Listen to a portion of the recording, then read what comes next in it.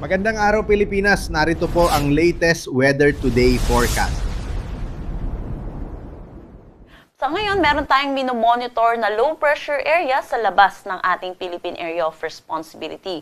Ito'y huling namataan sa layong 3,060 kilometers east ng northeastern Mindanao. Sa ngayon, medium chance po ito na maging isang ganap na bagyo, meaning mababa pa yung chance niya na maging ganap na bagyo within the next 24 hours, pero sa mga susunod na araw ay tumataas na yung posibilidad.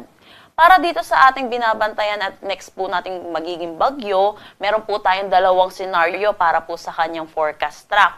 Una po, posible itong pumasok ng ating Philippine Area of Responsibility, pero dito lang po ito sa corner po ng ating boundary po nitong PAR po natin. Kaya wala po itong magiging direktang epekto sa anumang parte ng ating bansa, kaya hindi rin po tayo magtataas ng anumang tropical cyclone wind signal. Pangalawa po, ito po yung ating pangalawang senaryo, ay posible po itong lumapit lang po dito sa ating PAR at mag-record po palayo po ng ating Philippine Area of Responsibility.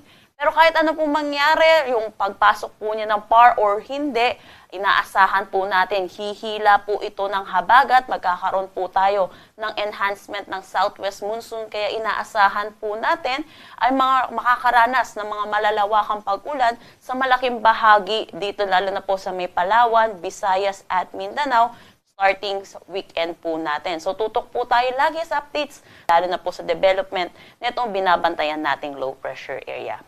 Para po dun sa ating forecast track na nabanggit ko po kanina, ito po yung usual track ng ating mga bagyo, lalo na po kapag El Nino.